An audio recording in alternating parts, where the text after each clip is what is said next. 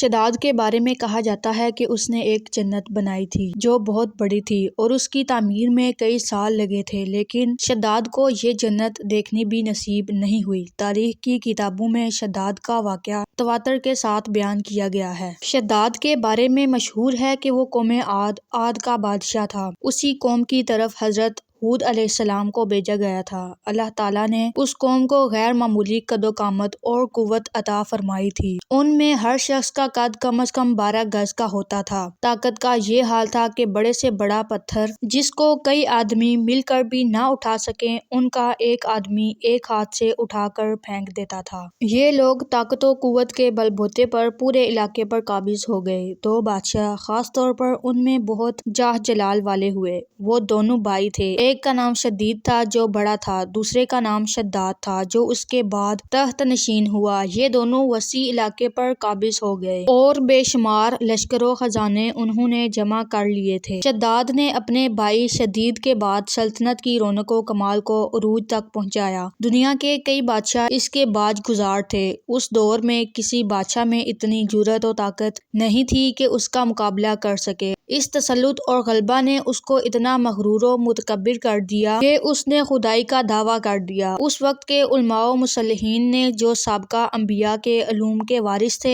اسے سمجھایا اور اللہ کے عذاب سے ڈرایا تو وہ کہنے لگا، جو حکومت و دولت اور عزت اس کو اب حاصل ہے، اس سے زیادہ اللہ تعالیٰ کی عبادت کرنے سے کیا حاصل ہوگا، جو کوئی کسی کی خدمت و اطاعت کرتا ہے یا تو عزت و منصب کی ترقی کے لیے کرتا ہے یا دولت کے لیے کرتا ہے۔ مجھے تو یہ سب کچھ حاصل ہے، مجھے کیا ضرورت کہ میں کسی کی عبادت کروں۔ سمجھانے والوں نے یہ بھی کہا کہ یہ حکومت و دولت ایک فانی چیز ہے، جبکہ اللہ کی طاقت میں اخروی نجات اور جنت کا حصول ہے جو دنیا کی ہر دولت سے بہتر اور زیادہ قیمتی ہے۔ اس نے پوچھا، یہ جنت کیسی ہوتی ہے، اس کی تعریف اور خوبی بتاؤ۔ نصیحت کرنے والوں نے جنت کی وہ صفات جو انبیاء کرام کی تعلیمات کے ذریعے ان کو معلوم ہوئی تھیں اس کے سامنے بیان کیں تو اس نے کہا، مجھے اس جنت کی ضرورت نہیں، ایسی جنت تو میں خود دنیا ہی میں بنا سکتا ہوں۔ اس دن سے شداد کی مسلسل یہ کوشش رہی کہ وہ ایک ایسا شہر تعمیر کرائے جو ہر لحاظ سے جنت جیسا ہو۔ اس نے ایسا ہی کیا۔ شداد نے پورے ملک میں اپنے کارندے روانہ کیے جو بہت بڑی مقدار میں سونا چاندی جمع کر کے لائے۔ شداد نے جنت بنانے کے لیے ملک شام میں ایک صحت افزا مقام کا انتخاب کیا اور ماہر معماروں کے ذریعے وہاں ایک مضبوط اور مستحکم فصیل تعمیر کرائی، جس کے اندر سونے اور چاندی کا محل تعمیر کرایا اور اس کی دیواروں کو قیمتی جواہر سے اپنے بھانجے ضحاک کو، جو ایران کا حاکم تھا، کہلا بھیجا کہ جتنا سونا چاندی تمہارے پاس جمع ہے وہ فوراً میرے پاس بھیج دو۔ ضحاک سجایا۔ اس نے شہر کے وسط میں ایک ایسی نہر بنوائی جس کے پانی میں سنگریزوں کی بجائے ہیرے جواہرات بہتے تھے، سونے کے ایسے درخت لگوائے جن کے ہوشوں میں مشک و عنبر بھرا گیا تھا، جب ہوا چلتی تو مشک و عنبر کی خوشبو پورے شہر میں پھیل جاتی۔ بیان کیا جاتا ہے کہ شداد نے محل کے چاروں طرف سونے کی اینٹوں سے 12,000 کمرے تعمیر کرائے اور ہر کمرے کو یاقوت اور ہیرے جواہرات سے مزین کیا گیا اور اطراف و جوانب سے خوبصورت اور جوان عورتوں کو وہاں لایا گیا۔ یہ عظیم الشان جنت نما شہر 300 یا 500 سال میں مکمل ہوا۔ کہا جاتا ہے کہ شداد کی عمر 900 برس تھی۔ جنت مکمل ہونے کے بعد شداد کو اس کی تکمیل کی اطلاع دی گئی۔ اطلاع ملتے ہی شداد بہت بڑا لشکر لے کر اپنی جنت کی طرف روانہ ہو گیا۔ ابھی شہر سے ایک منزل کے فاصلے پر تھا کہ اس نے ایک ہرن دیکھا جس کے پاؤں چاندی اور سینگ سونے کے تھے۔ ہرن کو دیکھ کر وہ لالچ میں آ گیا اور اسے پکڑنے کے لیے اس کے پیچھے اپنا گھوڑا لگا دیا۔ بھاگتے بھاگتے وہ اپنے لشکر سے جدا ہو گیا۔ اس نے شداد کو پکار کر کہا، شداد، تو نے عالیشان محل تعمیر کر کے یہ سمجھ لیا کہ اب تو موت کے پنجے سے بھی آزاد ہو چکا ہے؟ یہ سن کر شداد کا رواں رواں کانپنے لگا اور اس نے پوچھا، تو کون ہے؟ اس نے کہا، میں ملک الموت۔ شداد نے کہا، اس وقت تمہیں مجھ سے کیا کام اور میری راہ میں کیوں روڑے اٹکا رہے ہو؟ ملک الموت نے کہا، میں صحرا میں تیری روح قبض کرنے آیا ہوں۔ شداد نے کہا، مجھے بنائی ہوئی جنت کو اپنی کم از کم اتنی مہلت دے دو کہ میں اپنی آنکھوں سے دیکھ لوں۔ ملک الموت نے اجازت نہ دی، چنانچہ شداد گھوڑے سے گرا اور مر گیا۔